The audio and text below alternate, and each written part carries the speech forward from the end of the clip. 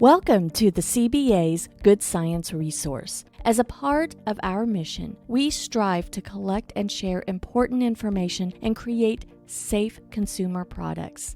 Today's video is the beginning of our PFAS educational series. CBA Managing Director Fran Groesbeck and President of FEC Tobias Gerfin gives us an introduction as to what is PFAS. Fran and Tobias. Fran, would you please introduce yourself? Hi there, my name is Fran Groesbeck and I'm the Managing Director of the Cookware Bakeware Alliance. And I've been the MD now for 2 years with the CBA. It is my dream job and I love this industry with my whole heart, and I've been here 30 years. I actually started in product development. I was in retail for about 8 years, and then another 2 in a private product development company. And then I spent 20 years developing a retail marketing program for another company, which really brought the central part of product development together. So my job was to work with engineers, designers, the technical people, the factories, the buyers, and bring it all together to make sure that they had all the pieces of the puzzle they needed to get those products to market. And now I get the pleasure of working with this great alliance of amazing members. And we're really excited to kick off the Good Science video series, which is a big part of what we do at the CBA, which is education and information. Tobias? Yes, my name is Tobias Gerfin. I'm since 9 years CEO of Cookware. This is a Swiss cookware company. And since 2019, I'm president of the European Association for Cookware, Cutlery, and Flatware, FEC. For my education, I have a PhD in chemistry and physics, so I'm more from the technical side.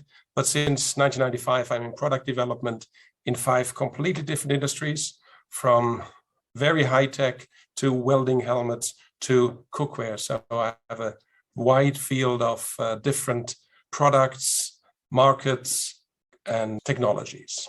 And here I'm very happy that the European Association can work together with the CBA to talk about the science and the fundamentals of materials and also of products. So what is the goal of this new video series from the CBA and FEC? We want to give scientific background to complicated topics in the news today. And we're starting with PFAS because it has a lot of attention. This topic, PFAS, is an abbreviation often heard, and many really don't understand exactly what it means. That's why we're here today. So by combining our alliance with the European Federation, we take a global perspective, and this way people will know more that this is not just our message, it is a global message. The Good Science series is a series that we intended to show the benefits of science to our lives. To do so, we invited Tobias here today. He's been an amazing partner. The FEC has been an amazing partner in sharing information. And while we have always, thought and acted locally, it's time that we expand that to act and think globally. So we were excited that Tobias agreed to join us. And I fully agree. It is extremely important to harmonize the directions. At the moment, unfortunately, also with respect to the political trends we have, we see a deglobalization. So everything gets more and more local. And with standards and regulation and the understanding, we have to get back to harmonize global directives and directions. Well, where do we begin with PFAS? This is a family that consists of many substances. The numbers figure from 5,000 to 8,000 or even more. So it is a huge group of different substances.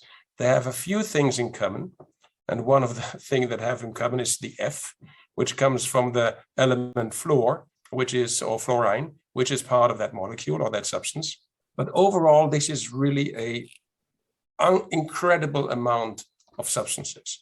It is in the moment in the media, it is in regulations, because there are positive and negative things combined or connected to the PFAS. And the different things connected to PFAS, the one thing that we're trying to stress here is that as with all science, these chemicals are created with good intention. And there are many that without them, which we'll get into at another point, products we use every day wouldn't function.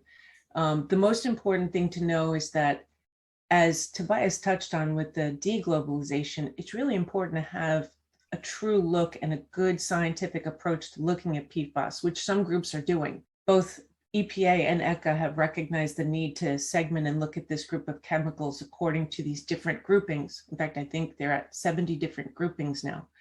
That's really important because not every group acts the same. And actually within each group, not every chemical acts the same.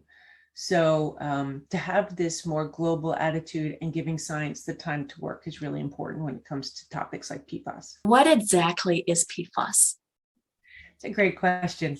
You know, one thing that I always get worried about when you talk about topics like this is those 4 letters have been, made to be this ominous thing now. But it really is a group of substances. To really boil it down, and I apologize to my techie friends out there, but to boil it down, this is a group of substances, a group of chemicals that each have special properties. The F in PFAS, as Tobias touched on, is what makes them unique and offers their widespread applications. The biggest thing to know is no 2 PFAS are the same. And out of the 5,000 or so that have been identified, actually only about just under 700 are in consumer products. So, and then that's where in that 700, we look at these very special applications from insulators to friction reduction. There's a lot of different benefits these different chemicals bring. And when they are used with their intention, they enhance that specific application. Tobias, did you want to talk more about what the F stands for? Yes, I will jump in here. The fluorine is a very special element.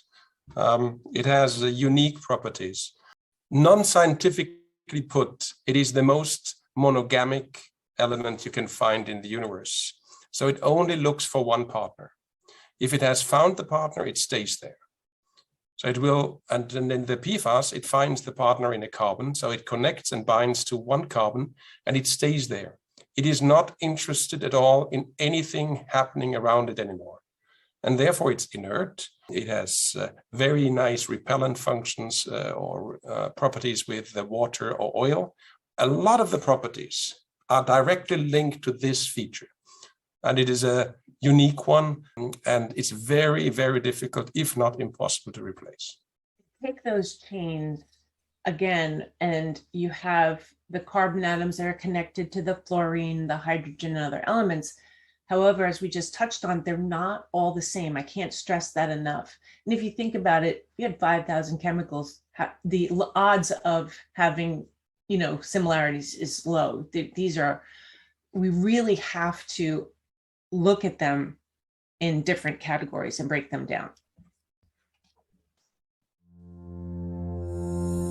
Thanks for watching. For more resources about the cookware and bakeware industry and membership information, visit our website at cookwareandbakeware.org.